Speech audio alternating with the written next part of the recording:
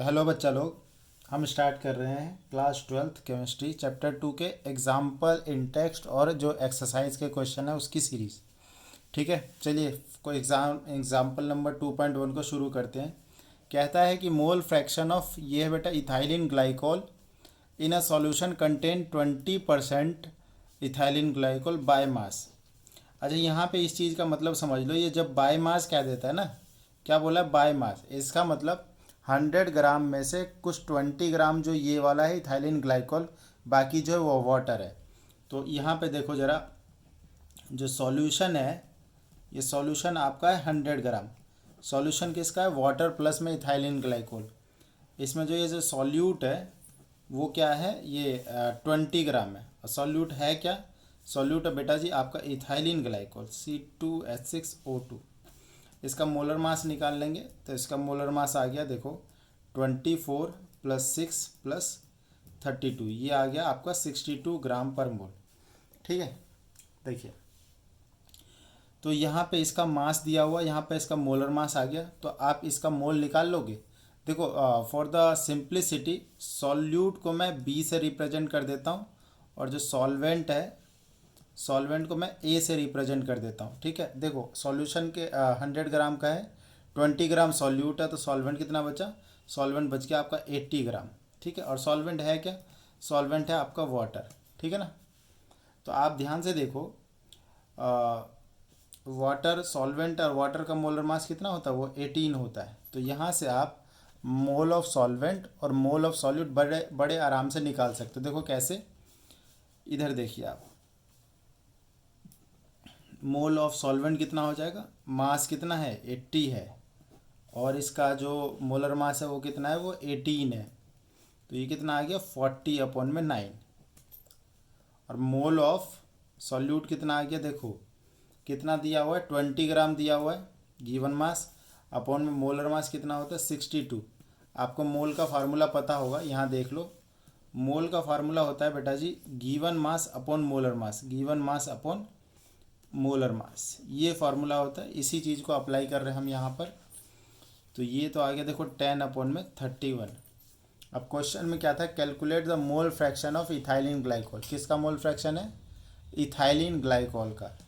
तो ज़रा ध्यान से देखो, mole fraction of ethylene glycol मतलब सॉल्यूट की बात कर रहा है। तो ये क्या होता है? मोल ऑफ सॉल्यूट ऊपर रखो, नीचे में टोटल मोल रख दो, तो टोटल मोल में Na प्लस में Nb हो जाएगा। यस, हाँ जी। तो Nb देखो कितना है आपके पास, ज़रा ध्यान से देखो, यहाँ पे अभी निकाला है 10/31। नीचे में दोनों के मोल, ये है 40/9, और ये Nb कितना है? Nb है 10/31। देख रहे हो, इसको आप सॉल्व कर लेंगे ना। देखो यहाँ पे 10/31, नीचे में इसका एलसीएम आ गया 9 × 31 अपॉन में आ जाएगा। देखो इसको मल्टीप्लाई कर दो, 40 × 31, और ये हो जाएगा 9 × 10 90। 31 से 31 कट कर दो, तो ये आ जाएगा 10 × 9 अपॉन, इसको मल्टीप्लाई करोगे तो 4 × 1 = 4, 4 × 3 = 12, और एक ज़ीरो ये रहा, और एक 90 यहाँ पे 90 ऐड कर दो इसमें, तो कितना आ गया? ये 90 अपॉन में 1240 अपॉन प्लस 90, तो ये आ गया आपका 1330। एक ज़ीरो से एक ज़ीरो आप काट देंगे, तो 9/133 जो आपका मोल फ्रैक्शन वो आ गया। लास्ट में हम इसको डिवाइड कर सकते हैं, ज़रा डिवाइड करके देख लेते हो तो क्या आ रहा है? 133, 9 अंदर रखिए, 133 बाहर, 0.10 अभी भी छोटा है, तो एक ज़ीरो और लगा लीजिए। तो ये लगभग लगभग आप सॉल्व करेंगे तो ये कितना आ जाएगा? इसको अगर हम करें तो अगर हम 6 से करें तो कितना आता है? ये देखिए 18, 19, और ये 7, और ये अगर हम 7 से करें तो 21, 23, और हाँ ये 9 से देखो ज़्यादा हो जाएगा, तो 6 पर जाएगा ये वैल्यू, 798।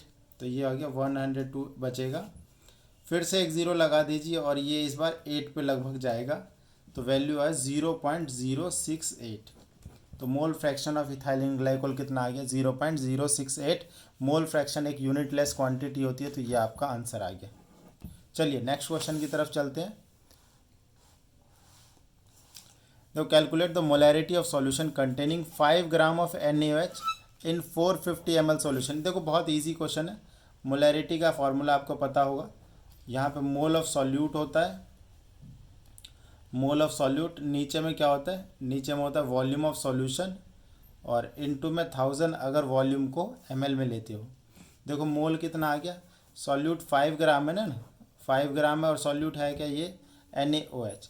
तो देखो 5 अपॉन में कितना हो जाएगा NaOH का मास, NaOH का मास होता है 40 है ना, 23, 24 और 16 40 हो गया। तो इसके बाद नीचे में देखो वॉल्यूम ऑफ सॉल्यूशन डालना है, तो वॉल्यूम ऑफ सॉल्यूशन है 450 इंटू क्या करेंगे आप 1000 से मल्टीप्लाई करेंगे। क्लियर, देख लीजिए बहुत सिंपल है। यहाँ पे 0 से 0 कटेगा, तो ये बेटा जी आएगा 500 अपॉन 40 इंटू 45, 1 0 से 1 0 काटेंगे, और 5 9 जा 5 10 जा, तो ये आ गया 10 अपॉन में 36। इसको आप सॉल्व कर देंगे तो उतना ही मोलर आ जाएगा। तो देखिए 10 36 पॉइंट लगाओ 0, 2 पे जाएगा लगभग, पहले 72 28 0। अब ये लगभग कितने पे जाएगा, उसको ज़रा डिवाइड करके देख लेंगे। अगर हम 7 से मल्टीप्लाई करें तो ये 7 पे हो जाएगा, तो 0.27 मोलर इसका आंसर आ जाएगा। ये सिंपल क्वेश्चन था, इसमें ज़्यादा कुछ है नहीं। Now the third question. Third question में देखिए क्या करना है। हाँ जी, calculate the molarity of 2.5 gram of ethanoic acid. देखो इथेनोइक एसिड है in 75 gram of benzene, in 75 gram of benzene. देखो निकालना क्या है, मोलैलिटी। मोलैलिटी का फार्मूला अगर तुम लोगों को पता होगा तो ये होता है mole of solute upon mass of solvent. Mass of किसका लेना है, सॉल्वेंट का लेना है, इनटू में 1000 करेंगे आप। सॉल्यूट का मोल देखो कैसे निकलेगा, ये बेटा जी 2.5 ग्राम है, ये देखिए यहाँ पर। और ये क्या है, एसिटिक एसिड है। एसिटिक एसिड का मास होता है 60। एक बार ऐड करके देख लो, 15 16 28 32 30। हाँ, तो ऊपर में आ जाएगा 2.5 अपॉन में 60 डिवाइड में मास ऑफ सॉल्वेंट लेना है। तो बेंजीन यहाँ पे सॉल्वेंट है क्योंकि ज़्यादा अमाउंट इसका है, तो यहाँ पे 75 इंटू में 1000। ठीक है, तो इजी। देखो 25 की टेबल में 3 पे गया, और 25 की टेबल में ये 40 पे आउट हो गया। तो ऊपर में 2.5 इंटू में 40, नीचे में 60 इंटू में 3। देखो 2.5 इंटू 40, ये वैल्यू हो जाती है हमारी सीधी सीधी 100। तो ये हो गया 100 अपॉन 60 इंटू 3। ये 0 से 0 काटो, तो बेटा जी 10 अपॉन में 18 आ गया ये आपका। और जब इसको आप डिवाइड करेंगे ना 10 अपॉन 18 को, तो ये देखिए बहुत सिंपल है, 0.5 10 अगेन 0.55 मोलर। मोलल क्या आ गया, मोलल। मोलल लिखो, या फिर इसको स्मॉल m बता दो, या फिर मोल पर केजी लिख दो, सब चलेगा। ठीक है, सारे ही चीज़ें ये चलेगी। आप इसको स्क्रीनशॉट ले लीजिए इसमें। तो ये आपके 3 एग्जाम्पल करवा दिए। फिलहाल इतना ही, थैंक यू।